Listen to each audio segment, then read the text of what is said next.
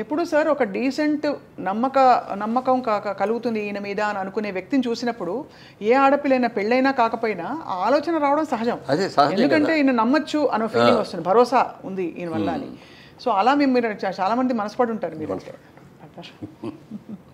మీరు పడకపోవడం గొప్ప కాదా అని కాదు కదా సార్, కానీ మీరు ఆ నిగ్రహం పెట్టుకోవడం అనేది చాలా గొప్ప, చాలా కష్టం కూడా. ఎందుకంటే అంత కావటానికి కారణం, నేను ఇండస్ట్రీకి వచ్చినప్పటికే నాకు పెళ్ళి 2 పిల్లలు ఉన్నారు. రేపు ఏదైనా నేను చేసిన తప్పుల మూలంగా నేను దెబ్బతినిపోతే నా భార్య రేపు నన్ను చూసి ఇదిగో ఇన్ని పెళ్లి చేసుకోవటం మూలంగా నేను ఇలా అయిపోయాను అని అనకూడదు. అలాగే నా పిల్లలు వీళ్ళకి పుట్టడం మూలంగా మా కర్మ, మేము ఇక్కడ వీళ్ళ కడుపులు పుట్టామేమో ఇంత చెడ్డ పేరు వచ్చిందో అని మా పిల్లలు అనకూడదు. ఎప్పుడైనా నన్ను చూసి నా భార్య అయినా, నా పిల్లలైనా, నా బంధువులైనా, నా ఆత్మీయులైనా గర్వపడే రీతిలో నేను ఉండాలి తప్ప నేను చూసుకొని అసహించుకునే రీతిలో ఉండకూడదు అనేది చాలా స్ట్రిక్ట్, అంటే చాలా స్ట్రిక్ట్. 40 ఏళ్ళ తర్వాత నన్ను ఎందుకన్నానంటే 40 ఏళ్ళు ఉన్నాను ఊరికి. సరదాగా నాగేశ్వరరావు గారు బాగా ఫ్రెండ్లీగా ఉంటారు. ఆయన అంటే నాకు చాలా ఆత్మీయం. ఐఎమ్ నిజంగా చెప్పండి, నేను నాగేశ్వరరావు గారి ఫ్యాన్ని. ఎన్నో సినిమాలు ఆయనతో కలిపి చేశాను. ఆయన ఒకరోజు అడిగారు సరదాగా, మురళి సాయంత్రం పూట నువ్వేం తీసుకుంటావు అన్నారు. నేను తీసుకోనండి అన్న. అదేమిటయా బాగా నిద్ర పడుతుందా అన్నాడు. శుభ్రంగా పడుకుంటాను, నీళ్ళు పడుకోగానే నిద్ర వచ్చేస్తాడు. కాదు 60 ఏళ్ళు దాటిన తర్వాత అప్పటికి క్యారెక్టర్ రోల్స్ వేస్తాను. హీరోలు అయిపోయి క్యారెక్టర్ రోల్స్లో ఉన్నప్పుడు అడిగారు అన్నమాట. 60 ఇయర్స్ దాటిన తర్వాత కొంచెం ఏదో ఒకటి తీసుకుంటా ఉండాలి. రోల్స్ అయిన కూడా కొంచెం వీక్ అయ్యి ఉంటాయి. వాటిని యాక్టివైజ్ చేయాలంటే ఏదైనా ఒక మంచి డ్రింక్, మామూలుగా సారా కొట్టడం, ఇయ్య కొట్టేసి తాగేసి వాగటం, కింద పడిపోవటాలు, రోడ్ల మీద పడిపోవటాలు ఇట్లా కాదు. నన్ను ఒక మెడిసిన్ లాగా ఒక వైన్ కానీ లేకపోతే మంచి బ్రాండీ వస్తుంది ఫారెన్ నుంచి మంచి, అలాంటివి తీసుకొని 1 పెగ్గు లేకపోతే 2 పెగ్గు అంతే, అంతకుమించి తాగకూడదు అన్నాడు. అని ట్రై చేయన్నారు. అంటే ఇంత పెద్ద ఆయన చెప్పారు, అనుభవంతో చెప్పాడు. ఆయనకున్న అనుభవాలు ఎన్నో ఉన్నాయి. వైన్ దాగి చూద్దాంలే అని చెప్పాను. అందుకని వైన్ బాటిల్ ఒకటి కొని తెప్పించుకొని ఇంట్లో కూర్చొని, ఇంటికి వచ్చినప్పుడు ఆ రోజున షూటింగ్లో అది 9 అయిపోయేది. లేకపోతే బయటకు వెళ్ళినా ఇట్లా 9 ఈజీగా అయ్యేది. ఇంటికి వచ్చేప్పుడు స్నానం చేసి అప్పుడు డ్రింక్ తీసుకోవటం మొదలుపెట్టి ఆ డ్రింక్ అయ్యి భోంచేద్దాం అనేవాడు 12 అవుతుంది. అప్పుడు దాకా మా ఆవిడ అక్కడే కూర్చుంటుంది తప్ప పడుకోదెళ్ళి. తన భోజనం తన స్వహస్తాలతో భోజనం పెట్టడం ఎప్పుడూ లేదు. పెళ్ళైన మొదటి రోజు నుంచి ఈ రోజు వరకు కూడా తనే వడ్డిస్తుంది. అన్నీ కూడా వేడివేడిగా. ఆ రోజుల్లో మైక్రోవేవ్లు అట్లాంటివి ఏమి లేకపోయినా కూడా నేను వచ్చే టైం చూసుకొని అన్ని కూరలు అవన్నీ వండేసేసి ఒక అన్నం మాత్రం వేడిగా పెట్టేవారు. వేడిగా అప్పటికప్పుడు వండేసి నేను ఇంట్లోకి వచ్చే స్నానం చేసి వచ్చే లోపల రెడీ అయిపోయేది అనమాట. అట్లా ఆ రోజు నుంచి ఈ రోజుగా వేడిగా తింటమే అలవాటు ఏదైనా సరే. Such a dedicated wife sir నిజంగా.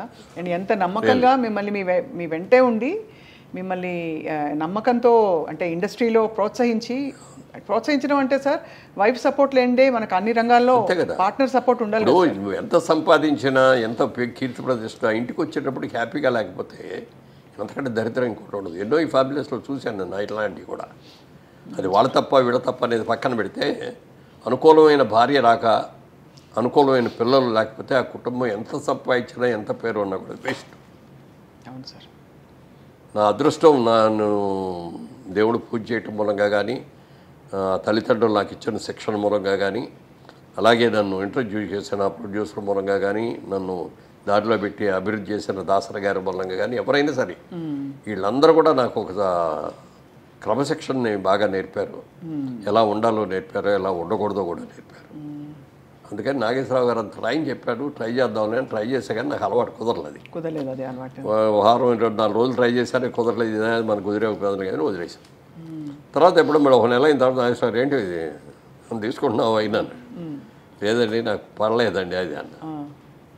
తర్వాత అన్నాం కానీ తర్వాత మెల్లమెల్లగా ఏదో పార్టీస్, ఇప్పుడు నాగేశ్వరరావు బర్త్డే అనుకో ఆ రోజున పార్టీ ఇచ్చేవారు. అలాగే పెద్ద బర్త్డేలు ఎన్నో ఉన్నప్పుడు అక్కడికి వెళ్ళినప్పుడు ఏదో ఒక పెగ్ తీసుకోవటం అనేది అలా చేసా. కానీ అప్పుడు దాకా 47 మాత్రం అలా ముట్టుకోను. చాలా చాలా పెద్ద విషయం, చాలా గొప్ప విషయం సార్. ఎందుకంటే మేము ఇండస్ట్రీ గురించి మామూలుగా వినేది మీరు ఇదే బేసిక్గా దట్ ఆ వాతావరణం హాయిగా ఫ్రీగా ఉంటుంది కాబట్టి రూల్స్ లేకుండా ప్రేమలో పడడం ఈజీ, ఎవరినైనా ఇష్టపడడం. అందులో మీ చుట్టూ ఉండేవాళ్ళు అందమైన హీరోయిన్లు అందరూ. సో అది మీరు చాలా ఫోకస్ చేసి మరి ఇలా ఉండడం అన్నది చాలా పెద్ద విషయం సార్.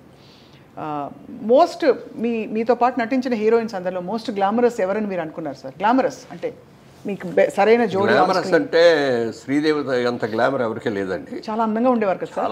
చాలా ఎక్సలెంట్గా ఉండేది. ఆ కళ్ళు, అసలు ఎక్స్ప్రెషన్, ఫేస్, మంచి పర్సనాలిటీ. నాకు ఈక్వల్గా ఉండేది హైట్. అమ్మాయి కూడా 5'7", 5'8" ఉండుంటుంది. నేను 5'8.5". అమ్మాయి కూడా దగ్గర దగ్గర 7.5, 8 ఉండుంటుంది. Personality, behaviour, wonderful behaviour. ఎప్పుడు ఒక తప్పుగా మాట్లాడటం లాగా కానీ ఏదైనా చిలిపి పనులు చేయటం కానీ అట్లాంటిది ఏమి ఉండేది కాదు. ఆ తర్వాత అంత అందగత్తి ఎవరు అంటే దీప. దీప గారు కూడా చాలా అసలు ఎంత అందంగా ఉండేది. కాకపోతే ఏంటంటే వాళ్ళ అమ్మ ఎప్పుడు పక్కన బ్యాగ్ పెట్టుకొని బ్యాగ్లో అన్ని బిస్కెట్లు, ఈ చీడిదిళ్ళు, బాదం పప్పులు ఇవన్నీ తెచ్చిపెట్టి షార్ట్ చేసి రాగానే పెట్టేస్తూ ఉండేది. అంటే ఆ అమ్మాయి బాగా ఎర్లీ ఏజ్లో వచ్చింది. ఏదైనా అంటే ఎవరిని అడిగితే 16 years 3 months బాబు అనేది. అలా ఏంటి పాపం చిన్నది కదా, కష్టపడుతుంది అని చెప్పి ఓ పెట్టేది.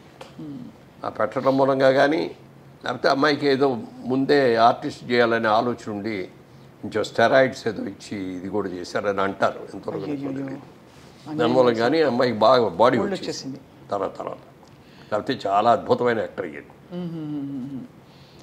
జయసుధ గారు ఇట్స్ ఏ ఫ్యామిలీ లేడీ. అదే అదే ఇక అందులో సినిమా యాక్టర్ లాగా ఉండదు. ఆవిడతో నటిస్తా అంటే రియల్ క్యారెక్టర్తో నటిస్తాం అనే ఫీలింగ్ వస్తుంది తప్ప సినిమా యాక్టర్ లాగా ఆవిడ నటించడం కూడా అలాగే చేస్తుంది.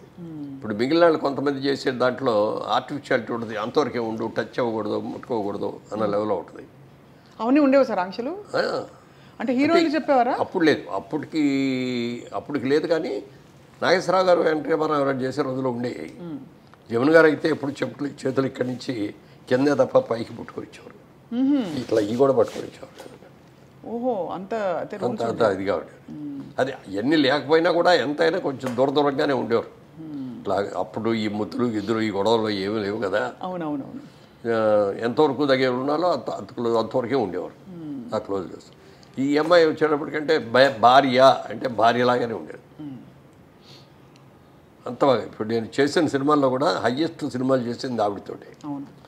మా సినిమా ప్రొడక్షన్లో కూడా ఆవిడ చాలా సినిమాలు చేసింది. Very cooperative artist. అసలు మామూలుగా హీరోయిన్ లాగా దిద్దుకోవడాలు ఉండవు. సింపుల్గా మేకప్ వేసుకొని వచ్చేస్తుంది. ఇది మధ్యతరగతి కుటుంబం క్యారెక్టర్ అంటే దానికి తగ్గట్టే హెయిర్ డ్రెస్ దానికి ఏముంటుంది. పెద్ద హెయిర్ డ్రెస్లు కూడా చేసుకునేది కాదు. మామూలు నేత చీరలు, పట్టు చీరలు లాంటివి ఇట్లాంటివి కట్టుకొని అట్లా న్యాచురల్ యాక్టర్ లాగా ఉండేది అనమాట. సో అలా మరి జయచిత్ర గారితో ఆ రూమర్ వచ్చిన తర్వాత మీరిద్దరూ మాట్లాడుకోవడం జరిగిందా సార్? అయ్యో ఇలా వచ్చేసింది, ఎలా క్లియర్ చేద్దామని. కోర్టుకి వెళ్ళినట్టున్నారు కదా మేడం? నేనే వెళ్ళాను. కోర్టుకి వెళ్ళలేదు. ముందు నోటీస్ ఇచ్చాం వాళ్ళకి, పేపర్ ఆడికి. ఇవ్వగానే ఆడి పరిగెత్తుకు వచ్చేసి, సార్ మా వాడు ఎవడో తప్పుగా ఇచ్చాడు, సారీ అండి క్షమించండి అంటే అది విత్డ్రా చేసుకున్నారు. చేసుకున్న తర్వాత అది జరిగిన 1 నెల రోజులకి అప్పుడు అన్ని సినిమా అక్కడి నుంచి మెడ్రాస్ నుంచి వచ్చేవాళ్ళం కదా. మెడ్రాస్లోనే ఉంది ఇండస్ట్రీ. మార్నింగ్ ఫ్లైట్కి ఇక్కడ షూటింగ్ వస్తున్నాం. దాసరి గారు ఒక షూటింగ్ వస్తున్నారు, నేను ఒక షూటింగ్కి వెళ్తున్నాను, జయచిత్ర గారు ఒక షూటింగ్కి వెళ్తున్నారు. ముగ్గురు ఫస్ట్ మార్నింగ్ ఫ్లైట్లో ఇక్కడికి వచ్చాం. ఆడు మళ్ళీ ఇమ్మీడియట్గా నెక్స్ట్ డే ఆడు పేపర్లో రాశాడు, వాళ్ళ రోజు దాసరి గారి ఆధ్వర్యంలో మురళీమోహన్ గారు జయచిత్ర గారు పెళ్లి చేసుకోవడానికి హైదరాబాద్ వెళ్ళారు. ఎక్కడ కూడా బాబు, ఆవిడ ఎప్పుడు నువ్వు అని కూడా పర్లేదు. ఇన్నేళ్లలో నువ్వు అని కూడా అనలేదండి. నా హీరోయిన్స్ ఎవరైతే సార్ మీరేనే అంటాను నేను. ఎవరిని కూడా యశోదరు కూడా నువ్వు అంట, నువ్వు అన్నా మీరేనంట. కాకపోతే ఏంటంటే జయసేత్తో క్లోజ్ ఏంటంటే I treat her as my sister. అందుకని బాగా క్లోజ్గా ఉంటాం. అప్పుడప్పుడు నువ్వు అనుకోవచ్చేమో కానీ మిగిలిన వాళ్ళు ఎవరితో కూడా నువ్వు అనే మాట అన్నాను నేను.